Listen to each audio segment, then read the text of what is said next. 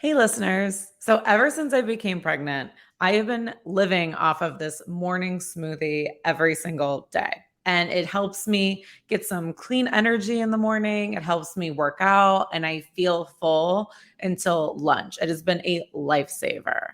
So, I'm really excited to announce a partnership with Wellius protein powder. They have this great almond protein powder that is like the cleanest, tastiest vegan protein powder there is.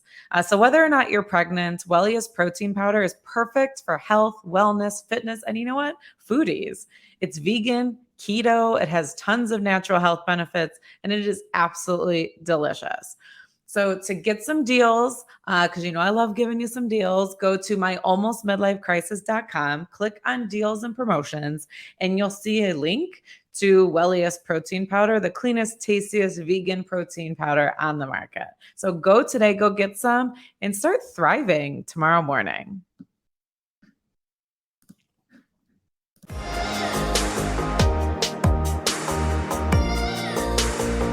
Well, hello there, and welcome to my Almost Midlife Crisis, the show that dives into that tricky time in our lives when we're no longer young, but we aren't old yet either. I'm your host, Jennifer Villamil. Finding out you're pregnant, hopefully, is a really exciting time. But when you're older and your pregnancy is considered high risk, it honestly also comes with a whole set of concerns, especially if you've had a failed attempt in the past. A feeling of hesitancy is likely part of your journey at the beginning. In today's episode, we discuss the first trimester in a geriatric pregnancy because mentally, it does look a lot different than when you're pregnant in your 20s. I want to share my story for those of you that are trying to conceive or that have experienced the first trimester over the age of 35. Let's dive in.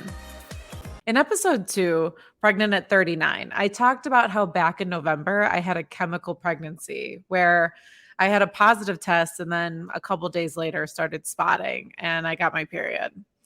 Even though it was only a couple of days, it was heartbreaking to get so excited to only be let down shortly after. It's so easy to jump into planning and talking about this little person that could develop in you right when you get to that positive test, especially as a first time parent. You just jump right in. Like you can't wait to start thinking about it. But after you've had a failed attempt and feel that heartbreak, the next time you get a positive test result, you're naturally going to be more cautious. Now, while I was late starting my period, I had had an irregular period my last cycle and had some slight spotting a couple days earlier. So I thought, you know what? It's probably just another irregular period. Because that's the thing. And I'm not going to get all political, but these laws about the 6-week abortion, it takes weeks to even get a positive test result.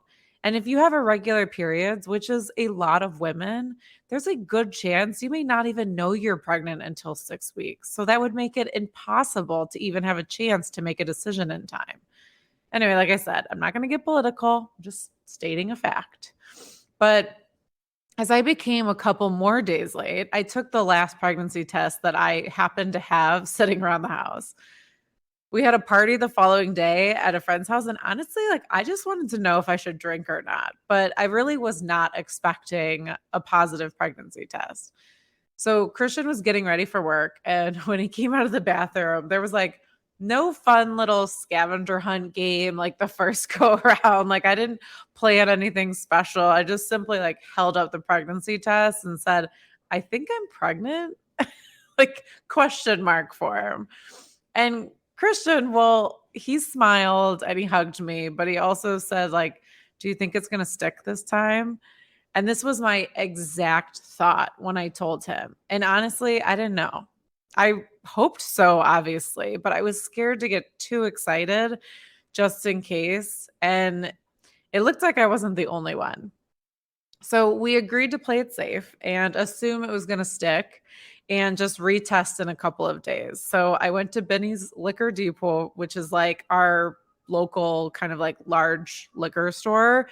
And I found a non-alcoholic sparkling wine, which, ooh, like, by the way, is not great to bring to the party. So everyone thought I'd be drinking and we could just like keep it on the down low in case the same thing happened as last time.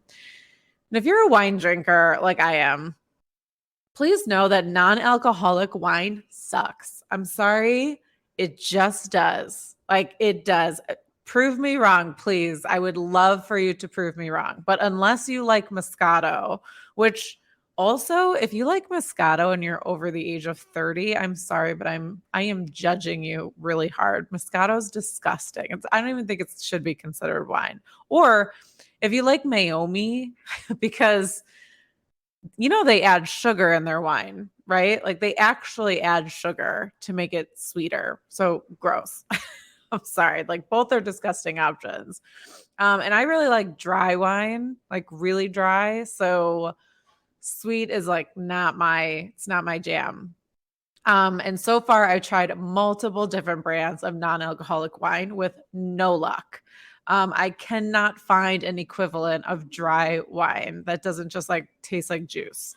I even had one that had like a tea mixture. And so I was like, oh, this won't be as sweet. And it wasn't, but it left this really bad aftertaste. So if you have a different option, please leave it in the comments and send the reco my way. But I guarantee I've tried a lot of them already. So the day after the party, I took another test and it was again positive. So then 2 days later from that, I happened to just have a doctor's appointment that was previously scheduled because I've had lower back issues since July 2020 thanks to working from home on dining room chairs during COVID. So thanks for that. But while I was there, I was like, you know what? Can I just get a blood test and just to see? So I received the results the next day, and it was positive. So by then, I had missed the whole period as well. So unlike last time, which I was only a couple days late, we took that as a sign that I was actually pregnant this time, and we started to get a little bit of hope. So, so far in my life, I will say I have not experienced a wait time that was more excruciatingly painful than the 4 weeks between having a positive pregnancy test and going to your first prenatal appointment. That is something that I feel like they don't tell you when you become pregnant. Like I always thought that you get a positive test and then you immediately go to the doctor and they confirm that you're pregnant. That's not the case. You call the doctor and you say, I got a positive test. And they're like, okay, let's book something at 8 to 9 weeks from when you conceived. And you're like, wait, what? That's like 4 weeks before I even see a doctor for the first time. It's like crazy. I did not realize that was the case. And on one side, I was desperate to hear a doctor confirm that not only I was pregnant, even though I had a blood test already, but I just wanted a doctor to look at me and say, you're pregnant, but also that things look normal. I just wanted that ultrasound to confirm that things look good, especially because early on, like you can't feel anything. You can't feel the embryo or whatnot. So it almost just doesn't even feel real.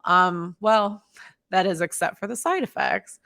Because some women are very lucky and they don't have any symptoms early in their pregnancy. And that's awesome for them. And if you're one of them, congratulations. But that is not my experience. I had all the symptoms, like, except the sore boobs. I never really got the sore boobs. I got a little bit of like sore nips, but like that was it.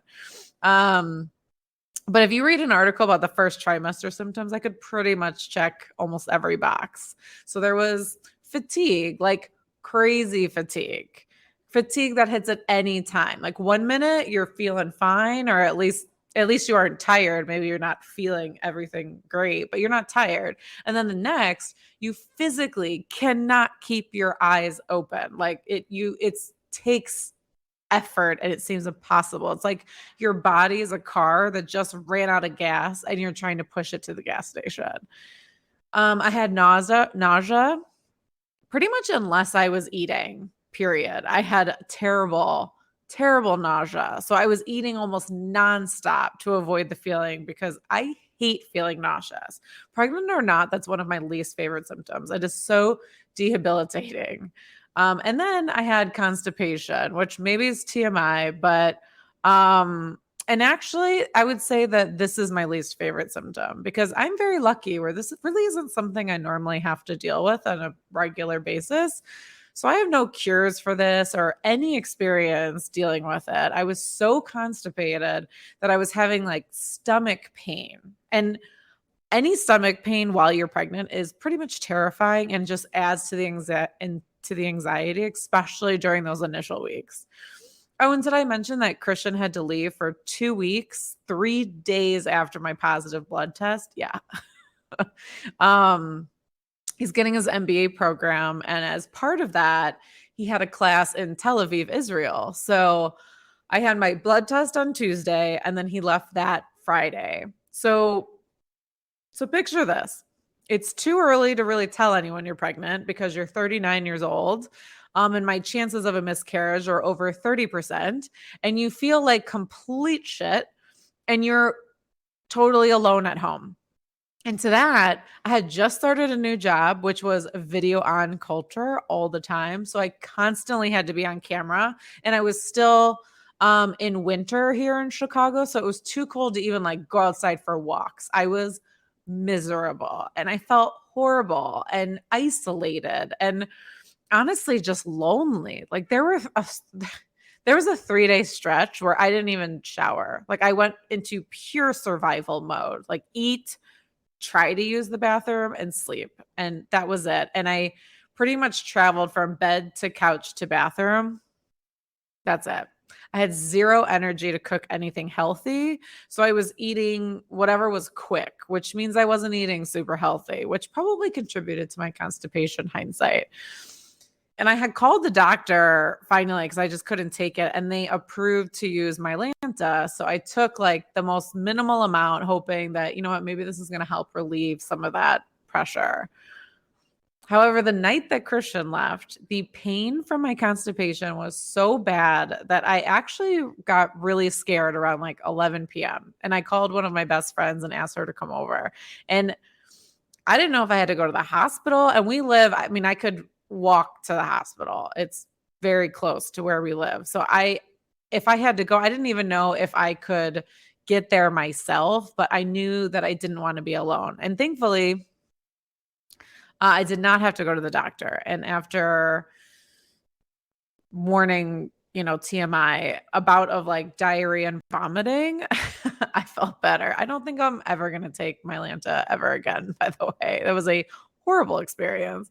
But I felt better. And this is how pretty much she found out I was pregnant. And her boyfriend also found out because when you live with your significant other, you kind of have to tell them why you're leaving the house at 11 p.m. and why you aren't going to be coming home that night. You can't really get away with just like, I can't tell you. So after trying my Lanta and milk of magnesia and finally Colace, I was able to get my constipation under control. And I couldn't go without supplements at all. Like I had to take something every day, but at least with the help of modern medicine, I was becoming somewhat regular again, and the bloating and the pain was becoming manageable. It wasn't gone, but it was at least like manageable.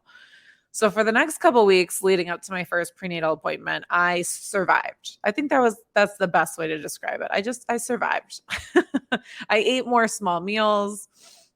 I had smoothies every morning that actually seemed to help and make me feel better. And I never left the house without a snack like ready to go to control the nausea. In fact, I was even like at the grocery store shopping one time and I just was like eating at the cashier and I was like, listen, like I'm pregnant. Like this is what's happening right now. Like I'll pay for it, but I couldn't wait to buy it. So finally at 9 weeks, the time had come for the first appointment. I was so excited. So the big difference when you have a geriatric pregnancy is just the amount of prenatal testing and how early this testing actually begins. Because the reality is, as a woman and pregnant for the first time at 39 years old, I am considered high risk. High risk for miscarriage, for birth defects, for complications, and not just high risk for my baby's health, but actually for my own. So at the 9-week appointment, the genetic testing begins. And it's so crazy how science works nowadays. Like I had some blood drawn and then bam, like we could find out the risk level of our little embryo having a genetic disorder. And we could find out the gender actually. So like super early. So first they test me, and then if I'm a carrier, they test Christian because both of us actually have to be carriers for it to be an issue. So before we received the results, which took a little over a week, we still held off from really telling our families and our friends in the event that there were any potential genetic defects. Because I'm going to be honest, I admire parents for being willing to go through with a pregnancy no matter the situation. And this is probably going to be controversial, but I am not one of those people. Like, while we cannot predict with 100% guarantee that our children won't have any disabilities, with modern day science, we can get a pretty good read. And I honestly don't know if I could go through with a pregnancy if I found out there was this like high probability that our child would have some severe genetic defect that would prevent them from living a healthy, normal life. And I know that sounds really harsh, but life is hard enough as it is. And to me, one of the benefits of having a child later in life is to be in a place where in our lives, where we can help set our kids up for success. Like, we're financially stable, we have finished our education, we are far enough along in our careers that we have more flexibility. And all of this gives the child we choose to bring into this world the opportunity to never be in need. And whether that's in need of a quality education, in healthcare, or opportunities to learn and grow through life experiences. And it may sound irresponsible to not continue on with a pregnancy that has a high potential for health issues of a child, but I look at it as actually the responsible route. This child didn't ask to be brought into the world, and I don't believe there is any greater responsibility than raising a child. Like, that is the top number one responsibility in life. And it is our job as parents to raise a good human being, a human that's going to bring value to her community and to those around her. And I believe every decision we make is in service of giving her a life of endless possibilities. And if that's the case, then going in knowing that she could be severely limited isn't an option to me.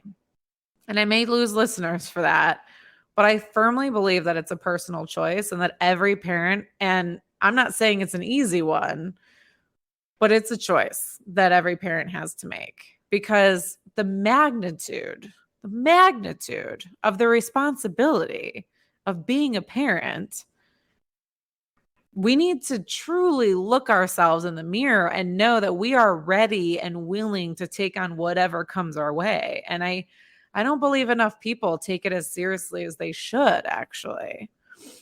So thankfully, not only did our first round of genetic testing, yes, because there are multiple rounds. I think there's like 3 or 4 to be exact. But our first round passed with flying colors. My doctor actually said that I am a carrier of nothing, no genetic defects at all, which she said is rare. So now I don't know how rare it is, but if she just wanted to make me feel good, it definitely worked, because I pretty much felt like a superhero after she told me that. And she also informed us that we were having a little girl. And we were so sure that we were having a boy. Actually, we thought there was going to be potentially twins, which, when I got the blood test at my doctor's, I asked for the hormone levels just because, I don't know, I'm a dork that sometimes likes looking at the data. And I asked for hormone levels, and they were high for me only being 5 weeks along.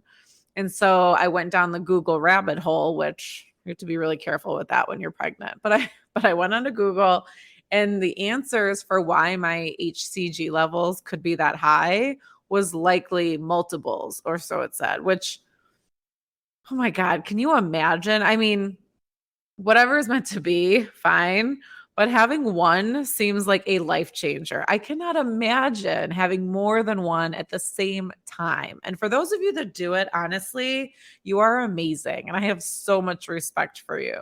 But for us, that is terrifying.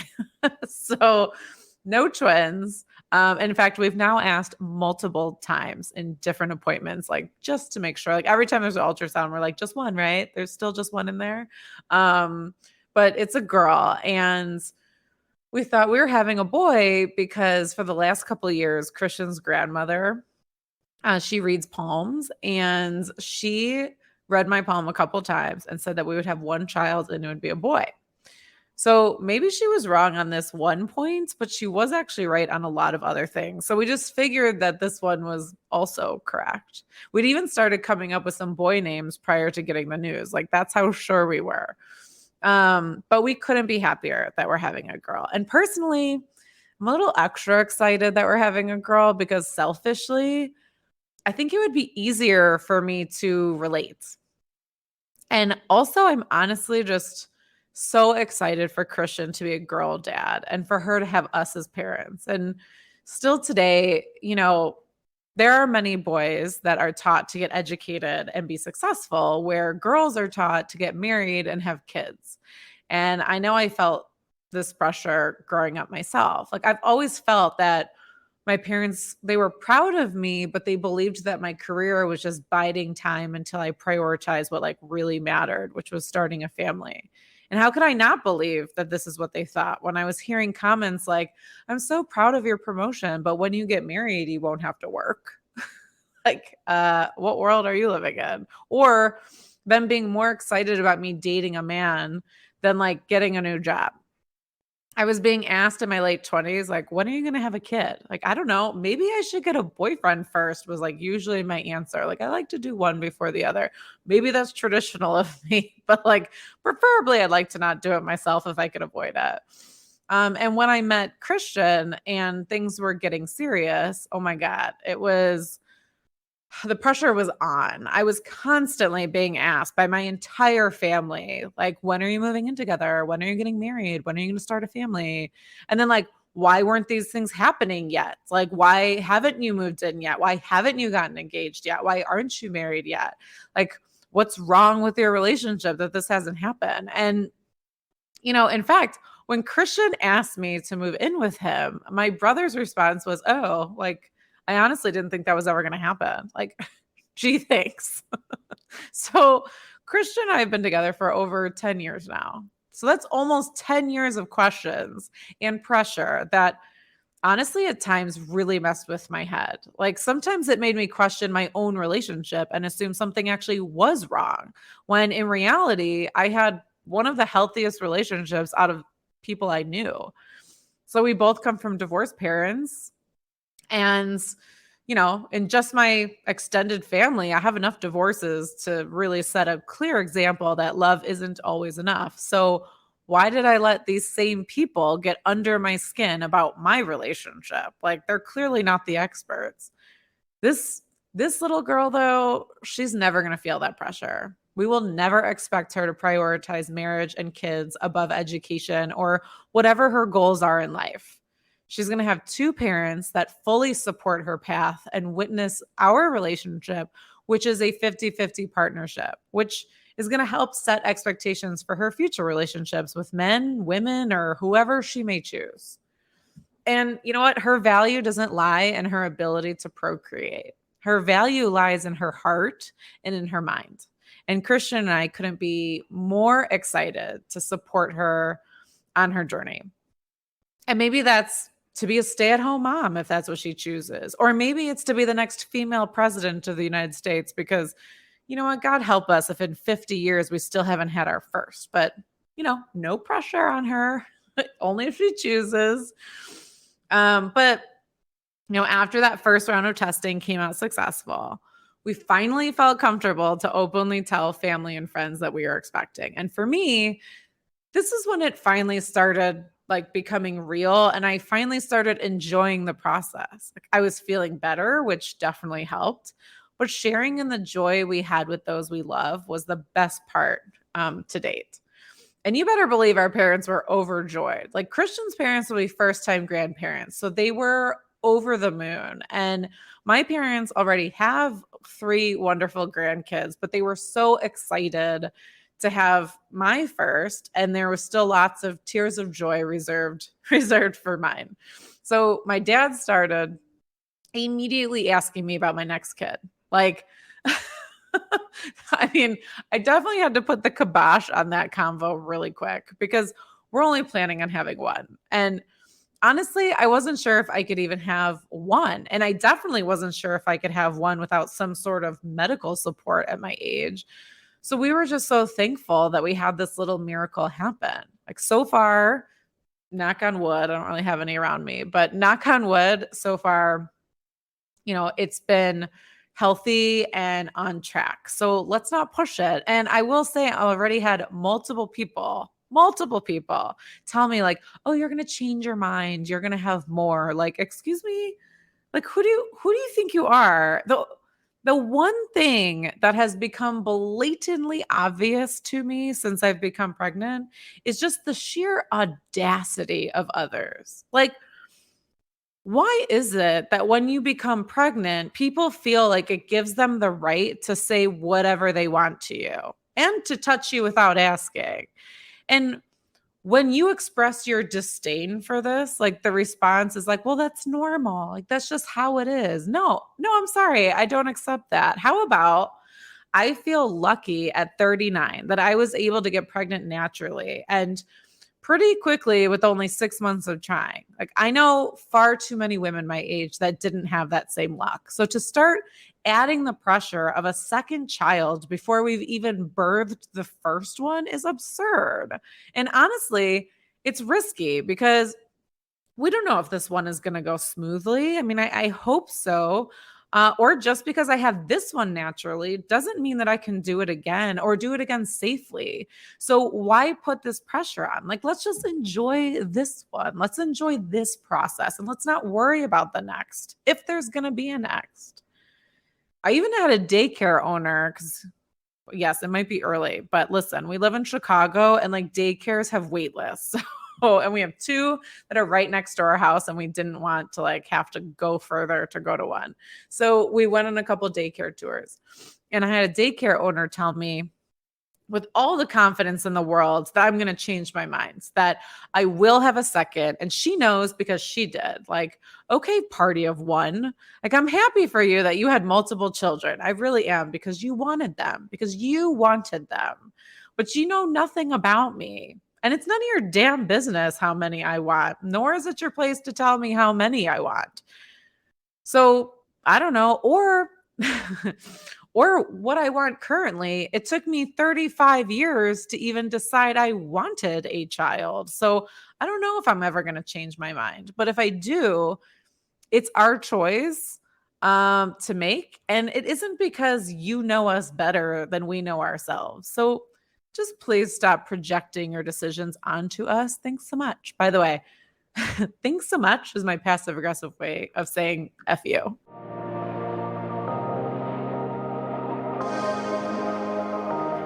So, with each doctor's appointment and round of testing, our confidence and our excitement grow.